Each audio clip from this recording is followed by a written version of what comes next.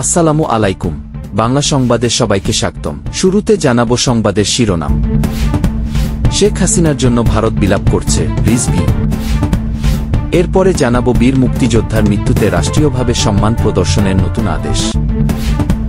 সে সাথে জানাবো পুনরায় ঐক্যবদ্ধ হয়ে প্রকৃত গণতন্ত্রের চর্চা করতে হবে, তারেক রহমান। সংবাদ শেষে থাকবে মুক্তিযোদ্ধাদের মধ্যে বিভক্তি রণাঙ্গন থেকেই শুরু, বীর মুক্তিযোদ্ধা। দর্শক শুনছিলেন সংবাদ শিরোনাম, এখন দেখবেন বিস্তারিত।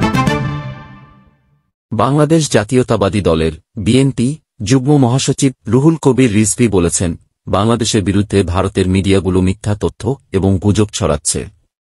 শেখ হাসিনার জন্য ভারত বিলাপ করছে। হিন্দু সম্প্রদায়ের ভাই বোনেরা আমাদের দেশের মাটিতে তাদের পূজা, ধর্মীয় উৎসব নির্দ্বিধায় পালন করছেন। আজ বৃহস্পতিবার বৈষম্যবিরোধী ছাত্র জনতার আন্দোলনে নিহতদের পরিবারকে আর্থিক ও খাদ্য সামগ্রী প্রদানকালে বিএনপির যাত্রাবাড়ি থানা আয়োজিত অনুষ্ঠানে প্রধান অতিথির বক্তব্যে একথা বলেন তিনি। তিনি বলেন, আমাদের গণতন্ত্রের একটা বিজয় অর্জন হয়েছে। আমরা বিচার বিভাগের আইনের শাসন নিশ্চিত করতে পারলেই জুলাই বিপ্লবের বিজয় অর্জন করা সম্ভব। এ লক্ষ্যে আমাদের সবাইকে ঐক্যবদ্ধ থাকতে হবে। রুহুল কবির রিজভী বৈষম্যবিরোধী আন্দোলনে নিহত পরিবারের সদস্যদের প্রতি সহানুভূতি জানিয়ে বলেন, আমরা আপনাদের সন্তানদের ফিরিয়ে দিতে পারব না, কিন্তু তারা দেশের জন্য যে ত্যাগ স্বীকার করেছেন তা ইতিহাসে স্বর্ণাক্ষরে লেখা থাকবে। যাত্রাবাড়িতে তুমুল রক্তঝরা আন্দোলনে স্কুলের শিক্ষার্থী ও সাধারণ মানুষেরা যখন শেখ হাসিনার বিরুদ্ধে স্লোগান দিয়েছে, তারা বাসায় আর জীবিত ফিরতে পারে নাই। অনেক বাবা মা বারণ করেছে, কিন্তু তারপরও দামাল ছেলেদের কেউ দাবিয়ে রাখতে পারে নাই। তারা রাজপথে এসে শেখ হাসিনার বিরুদ্ধে স্লোগান দিয়েছেন। তিনি বলেন, দেশের গণতন্ত্র শেখ হাসিনা আটকে দিয়েছিলেন। কথা বলার স্বাধীনতা চেপে ধরে রেখেছিলেন। আইনের শাসনকে আজীবনের জন্য গোরস্থানে পাঠিয়েছিলেন। বিচার বিভাগের স্বাধীনতাকে ভাসিয়ে দিয়েছিলেন বঙ্গোপসাগরে। গণতন্ত্রের যে যাত্রা শুরু করেছে বাংলাদেশ, তাতে অন্তর্বর্তীকালীন সরকারের প্রধান মোহাম্মদ ইউনূস সবাইকে ঐক্যের ডাক দিয়েছেন। এই সরকারকে সব দল সমর্থন দিয়েছেন। এ সরকারকে ব্যর্থ করা যাবে না। শেষে প্রায় 100 শহীদ পরিবারের মাঝে খাদ্য সামগ্রী ও আর্থিক সহায়তা প্রদান করা হয়। অনুষ্ঠানে যাত্রাবাড়ি থানা বিএনপি নেতা নবী উল্লাহ নবীর সভাপতিত্বে আরও উপস্থিত ছিলেন যাত্রাবাড়ি থানা বিএনপি ও অঙ্গ সংগঠনের নেতাকর্মীরা। বীর মুক্তিযোদ্ধার মৃত্যুতে রাষ্ট্রীয়ভাবে সম্মান প্রদর্শন আদেশ 2020 জারি করেছে মুক্তিযুদ্ধ বিষয়ক মন্ত্রণালয়। এ আদেশ দ্বারা এ সংক্রান্ত 2005 সালের আদেশ রহিত করা হয়েছে। মন্ত্রণালয়ের এক বিজ্ঞপ্তিতে একথা জানিয়ে বলা হয়, নতুন আদেশে রাষ্ট্রীয়ভাবে সম্মান প্রদর্শনের জন্য মুক্তিযুদ্ধ বিষয়ক মন্ত্রণালয়ের ওয়েবসাইটে প্রকাশিত প্রমাণকের যেকোনো একটিতে নাম থাকতে হবে। প্রমাণকগুলোর মধ্যে রয়েছে মুক্তিযোদ্ধাদের ভারতীয় তালিকা, মুক্তিযোদ্ধাদের ভারতীয় তালিকা, পদ্মা, মুক্তিযোদ্ধাদের ভারতীয় তালিকা, মেঘনা, মুক্তিযোদ্ধাদের ভারতীয় তালিকা, সেক্টর এবং মুক্তিযোদ্ধাদের ভারতীয় তালিকা, সেনা, নৌ ও বিমান বাহিনী। লাল মুক্তিবার্তার মধ্যে রয়েছে লাল মুক্তিবার্তা, চূড়ান্ত লাল বই, লাল মুক্তিবার্তা স্মরণীয় যারা বরণীয় যারা। গেজেটের মধ্যে রয়েছে যুদ্ধাহত মুক্তিযোদ্ধাদের তালিকা, খেতাবপ্রাপ্ত মুক্তিযোদ্ধাদের তালিকা, বেসামরিক গেজেট, প্রবাসে বিশ্বজনমত গেজেট, ধারণাগত জ্যেষ্ঠতাপ্রাপ্ত কর্মকর্তাদের তালিকা, Bangladesh civil service, BCS, gazette, শব্দ সৈনিক, স্বাধীন বাংলা বেতার কেন্দ্রের শিল্পী ও কলাকুশলীদের তালিকা, মুক্তিযোদ্ধাদের বীরাঙ্গনা তালিকা, স্বাধীন বাংলা ফুটবল দলের খেলোয়াড়দের তালিকা, ন্যাপ কমিউনিস্ট পার্টি ছাত্র ইউনিয়ন, বিশেষ গেরিলা বাহিনী ও মুক্তিযোদ্ধাদের তালিকা। এছাড়াও রয়েছে বিশ্রামগঞ্জ হাসপাতালে নিয়োজিত বা দায়িত্ব পালনকারী মুক্তিযোদ্ধা গেজেট, মুজিবনগর সরকারের রাষ্ট্রপতি ও মন্ত্রীদের তালিকা, মুজিবনগর কর্মচারী তালিকা এবং জাতীয় মুক্তিযোদ্ধা কাউন্সিলের সুপারিশক্রমে মন্ত্রণালয় কর্তৃক জারিকৃত অন্য কোনো নামীয় তালিকা সংক্রান্ত গেজেট।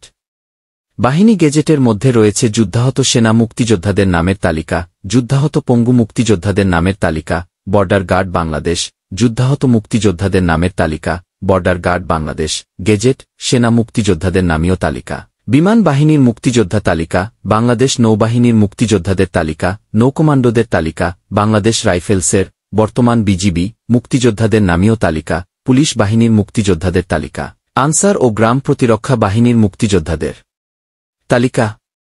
আদেশে বলা হয়েছে, কোনো বীর মুক্তিযোদ্ধার মৃত্যু হলে সংশ্লিষ্ট জেলা প্রশাসক বা উপজেলা নির্বাহী অফিসারকে জানাতে হবে। ঢাকায় অবস্থানরত খেতাবপ্রাপ্ত বা যুদ্ধাহত কোনো বীর মুক্তিযোদ্ধার মৃত্যু হলে বাংলাদেশ মুক্তিযোদ্ধা কল্যাণ ট্রাস্ট সংশ্লিষ্ট জেলা প্রশাসক বা উপজেলা নির্বাহী অফিসারকে অবহিত করবেন। বীর মুক্তিযোদ্ধার মৃত্যুর বিষয়ে মুক্তিযোদ্ধা সংসদ, আত্মীয় স্বজন বা কোনো নাগরিক প্রশাসনকে অবহিত করতে পারবেন। এমনকি সংবাদ মাধ্যম বা সামাজিক যোগাযোগ মাধ্যমে মৃত্যুর খবর প্রকাশিত হলেও যাচাই করে প্রশাসন ব্যবস্থা গ্রহণ করতে পারবে। মহানগর ও জেলা সদরে জেলা প্রশাসক এবং উপজেলা পর্যায়ে হলে উপজেলা নির্বাহী অফিসার বীর মুক্তিযোদ্ধাকে সম্মান প্রদর্শনের জন্য সরকারের পক্ষে প্রতিনিধিত্ব করবেন। রাষ্ট্রীয় বা জনগুরুত্বপূর্ণ কাজে ব্যস্ত থাকলে জেলা প্রশাসকের পক্ষে অতিরিক্ত জেলা প্রশাসক এবং উপজেলা নির্বাহী অফিসারের পক্ষে সহকারী কমিশনার ভূমি সরকারের প্রতিনিধিত্ব করবেন। রাষ্ট্রীয়ভাবে সম্মান প্রদর্শনের নিয়ম সম্পর্কে বলা হয়েছে, মৃত বীর মুক্তিযোদ্ধার কফিন জাতীয় পতাকা দ্বারা আবৃত করতে হবে। তবে সৎকার বা সমাধিস্থ করার পূর্বে জাতীয় পতাকা খুলে ফেলতে হবে। সরকারের অনুমোদিত প্রতিনিধি কফিনে পুষ্পস্তবক অর্পণ করবেন। অনুমোদিত সংখ্যক পুলিশ বাহিনীর সশস্ত্র সদস্যদের দ্বারা সশস্ত্র সালাম প্রদান করতে হবে এবং বিউগলে করুণ সুর বাজাতে হবে। এতে আরও বলা হয়, সংশ্লিষ্ট থানার ভারপ্রাপ্ত কর্মকর্তা গার্ড অফ অনার পরিচালনা করবেন। ভারপ্রাপ্ত কর্মকর্তা রাষ্ট্রীয় বা জনগুরুত্বপূর্ণ কাজের কারণে থাকতে না পারলে থানার পরবর্তী জ্যেষ্ঠ কর্মকর্তা দায়িত্ব পালন করবেন।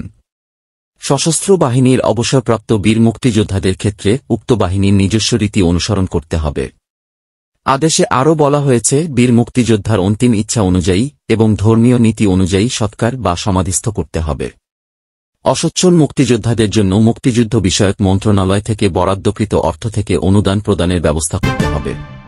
বিএনপির ভারপ্রাপ্ত চেয়ারম্যান তারেক রহমান বলেছেন, আজ পরিবর্তিত রাজনৈতিক পরিস্থিতিতে আমাদের পুনরায় ঐক্যবদ্ধ হয়ে প্রকৃত গণতন্ত্রের চর্চা করতে হবে। হারিয়ে যাওয়া আইনের শাসন, স্বাধীন বিচার বিভাগ এবং বহুমত ও পথের রাজনৈতিক ব্যবস্থা গড়ে তুলতে হবে। এক্ষেত্রে শহীদ বুদ্ধিজীবীরা আমাদের প্রেরণার উৎস হিসেবে কাজ করে যাবেন। আজ শুক্রবার শহীদ বুদ্ধিজীবী দিবস উপলক্ষে গণমাধ্যমে পাঠানো এক বাণীতে এসব কথা বলেছেন তিনি। দলটির সিনিয়র যুগ্ম মহাসচিব অ্যাডভোকেট রুহুল কবির রিজভী স্বাক্ষরিত এক প্রেস বিজ্ঞপ্তিতে এ তথ্য জানানো হয়েছে। বাণীতে তারেক রহমান বলেন, শহীদ বুদ্ধিজীবী দিবস উপলক্ষে ১৯৭১ সালে মুক্তিযুদ্ধ চলাকালে হানাদার বাহিনী ও তাদের দোসরদের হাতে শাহাদত বরণকারী দেশের প্রথম শ্রেণীর শহীদ বুদ্ধিজীবীদের অম্লান স্মৃতির প্রতি আমি বিনম্র শ্রদ্ধা জানাই। তাদের রুহের মাগফিরাত কামনা করি। তিনি বলেন, শহীদ বুদ্ধিজীবী দিবস জাতির ইতিহাসে এক মর্মস্পর্শী ও শোকাবহ দিন। অমর বুদ্ধিজীবীরা দেশের ক্ষণজন্মা শ্রেষ্ঠ সন্তান, যারা একটি সমৃদ্ধ এবং মাথা উঁচু করা জাতি দেখতে চেয়েছিলেন। তারা ন্যায় বিচার ভিত্তিক শোষণমুক্ত একটি গণতান্ত্রিক রাষ্ট্রের প্রত্যাশা করেছিলেন। কিন্তু হানাদার বাহিনীর দোসররা চূড়ান্ত বিজয়ের প্রাক্কালে স্বাধীন বাংলাদেশকে মেধাশূন্য করতে পরিকল্পিতরে হত্যাযজ্ঞ সংঘটিত করে। বিএনপির ভারপ্রাপ্ত চেয়ারম্যান বলেন, স্বাধীনতার অব্যবহিত পরেই অগণতান্ত্রিক শক্তি তাদের মুখোশ খুলে ফেলে পাকিস্তানি হানাদার বাহিনীর ন্যায় দেশের মানুষের সর্বজনীন গণতান্ত্রিক অধিকারগুলো একের পর এক হরণ করতে থাকে। এক নদী রক্ত আর ত্যাগের বিনিময়ে পাওয়া আমাদের রাষ্ট্রের স্বাধীনতা ও সার্বভৌমত্ব দিনে দিনে দুর্বল করে এবং গণতান্ত্রিক রাষ্ট্র ও সমাজ নির্মাণে শহীদ বুদ্ধিজীবীদের প্রত্যাশা ধূলিসাৎ করে।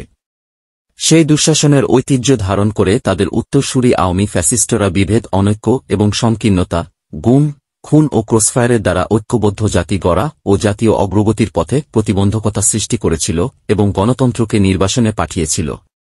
সুতরাং আমাদের রাষ্ট্রের গণতান্ত্রিক বিকাশ এবং দেশকে একটি সমৃদ্ধ, স্বনির্ভর ও শক্তিশালী রাষ্ট্রে পরিণত করার বদলে একদলীয় দুঃশাসনের বাতাবরণ তৈরি করে।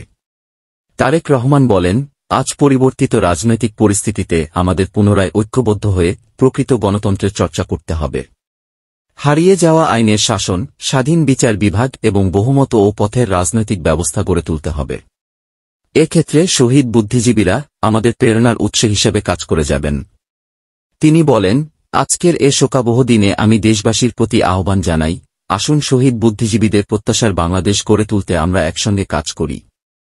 আমি শহীদ বুদ্ধিজীবীদের পরিবারের প্রতি গভীর সমবেদনা জানাই। মুক্তিযুদ্ধের ২ নম্বর সেক্টরের মুক্তিযোদ্ধা আব্দুল খালেক আলো বলছেন, মুক্তিযুদ্ধের সময় থেকেই মুক্তিযোদ্ধাদের মধ্যে বিভক্তি ও দলীয়করণের সূচনা হয়েছিল বলে মন্তব্য করেছেন ২ নম্বর সেক্টরের মুক্তিযোদ্ধা আব্দুল খালেক আলো।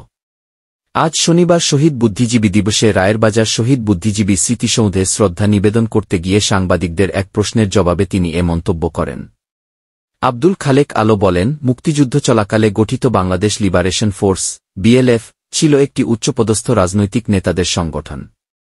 বিএলএফে অন্তর্ভুক্ত হওয়া ব্যক্তিরা মূলত যুদ্ধক্ষেত্রে সক্রিয় ছিলেন না, বরং এরা যুদ্ধের পর নেতৃত্বদানের প্রস্তুতিতেই সীমাবদ্ধ ছিলেন। এর মধ্য দিয়েই বিভাজনের বীজ বপিত হয়েছিল। এবারের শহীদ বুদ্ধিজীবী দিবসে রায়েরবাজার বধ্যভূমিতে আগের তুলনায় লোকসমাগম ছিল কম। মুক্তিযোদ্ধাদের উপস্থিতিও ছিল হাতে গোনা। অনেকে মনে করেন সাম্প্রতিক রাজনৈতিক অস্থিরতা ও পরিবর্তিত প্রেক্ষাপটই এর প্রধান কারণ। বিএনপি সহ বিভিন্ন রাজনৈতিক দল ও সামাজিক সংগঠনের সদস্যরা স্মৃতিসৌধে শ্রদ্ধা নিবেদন করেন। তবে আওয়ামী লীগ ও জামায়াতে ইসলামীর কোনো প্রতিনিধির উপস্থিতি লক্ষ্য করা যায়নি। এছাড়া ঢাকা বিশ্ববিদ্যালয়, জগন্নাথ বিশ্ববিদ্যালয়সহ রাজধানীর বিভিন্ন শিক্ষা প্রতিষ্ঠানের শিক্ষক ও শিক্ষার্থীরা স্মৃতিসৌধে শ্রদ্ধা নিবেদন করতে আসেন। স্মৃতিসৌধে শ্রদ্ধা জানাতে আসা শেখ মোহাম্মদ তোরাব হোসেন নামে এক সহমুক্তিযোদ্ধার সঙ্গে কথা হয় আজকের পত্রিকার। তার বাড়ি খুলনার চিতলমারী। মুক্তিযুদ্ধে অবদান রাখলেও তিনি কখনো কোনো প্রাতিষ্ঠানিক স্বীকৃতি নেননি। তিনি বলেন, দেশের জন্য যুদ্ধে অংশ নিয়েছি, কোনো স্বীকৃতির প্রয়োজন নেই। সেই সঙ্গে স্মৃতিসৌধটি সঠিকভাবে রক্ষণাবেক্ষণ করা হচ্ছে না বলেও তিনি অভিযোগ করেন।